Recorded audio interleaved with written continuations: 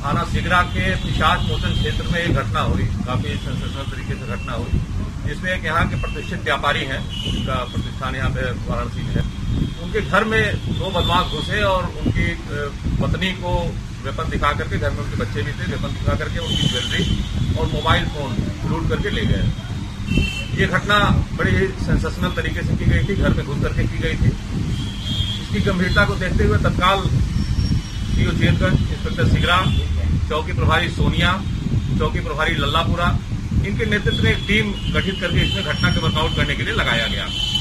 हम लोगों ने घटनास्थल का तत्काल निरीक्षण किया। घटनास्थल पे जाकर के लोगों से बातचीत करने से प्रथम दृष्टिया एक चीज स्पष्ट हुआ कि जो इसमें अभियुक्त थे, इनका कहीं न कहीं से घर से आना जाना या कोई न कोई पहले से कोई परिचय था, क्योंकि जिस प्रकार से ये घर में इनकी एंट्री हुई थी और जिस प्रकार से घर में गए थे और वहां से आसपास के लोगों से जो जानकारी हो गई, इन्होंने कुछ देर रह करके घर के बाहर वेट किया, उसके बाद फिर घर में एंट्री हुई इनकी। ये एक बड़ा मजबूत लीड हम लोग को मिली थी। इसी लीड को डेवलप करके ये पूरी घटना आज हमारी टीम ने वर्कआउट किया है, जिसमें 4 लोगों की गिरफ्तारी की गई है। 4 लोग जो गिरफ्तार हुए हैं, इसमें पहला है मोहम्मद आजम खान, दूसरा वैभव गुप्ता और सोनू, तीसरा सूरज नागर और चौथा है महमूद आलम। पूरी जो घटना के पीछे इनसे पूछताछ हुई और जो एविडेंस हम लोगों ने डेवलप किए, उसके आधार पर ये निकला कि इसमें वैभव गुप्ता और सूरज नागर, ये दोनों लोग एसी एयर कंडीशनर बनाने के मिस्त्री हैं। मई महीने में इनके यहाँ जिसके घर पे लूट हुई थी, ये लोग एसी बनाने के लिए घर में गए थे, एसी की सर्विसिंग करने के लिए घर में गए थे और 2-3 घंटा ये लोग घर में थे। इसी दौरान इनको ये अनुमान लगा कि ये घर में बड़ी आसानी से इस तरह की घटना की जा सकती है। उसके बाद ये लोग लगातार प्लान करते रहे। इसी बीच इनकी मुलाकात आजम खान से हुई, जो मोहम्मद आजम है। इसने इस घटना को इनको कहा कि कोई इस तरह का घर बताओ जिसमें चोरी या इस तरह की लूट की घटना की जा सकती है। तब इन्होंने इस घर को बताया और इन लोगों ने कई बार जाकर के पूरे अपनी टीम के साथ रेकी यहाँ पे किया और 2-3 बार रेकी करने के बाद तब जिस दिन घटना घटित हुई, उस दिन जाकर के इन्होंने घटना को अंजाम दिया। इसमें चौथा जो व्यक्ति है महमूद आलम है, इसकी सराफे की दुकान है और इस घटना में जो महिला के पहने हुए ज्वेलरी इन लोगों ने उतरवाई थी, लेकर के गए थे, वो ज्वेलरी इसके द्वारा खरीदी गई थी।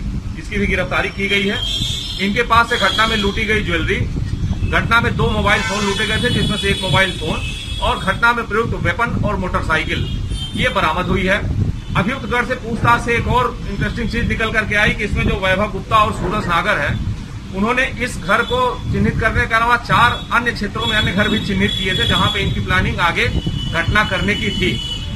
हमारी टीम इनसे लगातार पूछताछ कर रही है, इनसे बहुत ही गहन पूछताछ की गई है और इनके साथ जो चीजें रही हैं, जो एविडेंसेस रहे हैं, जहां पे इनका जिस प्रकार से घटना करने के आए और गए, सारे मजबूत एविडेंस हमारी टीम ने संकलित किए हैं और इसमें बहुत ही प्रभावी विधिक कार्रवाई की जा रही है। पहले भी इस तरह की घटना को अंजाम दे चुके हैं या और जिलों में भी?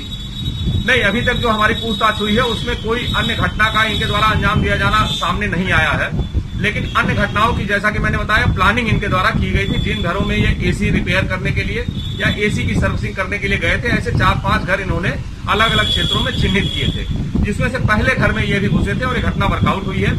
इसमें जो हमारी टीम है, इसके द्वारा बहुत ही सराहनीय कार्य किया गया है और बहुत ही जल्दी ये बहुत ही सेंसेशनल घटना को वर्कआउट किया गया है। किन धाराओं के तहत इन पर मुकदमा लगाया गया है?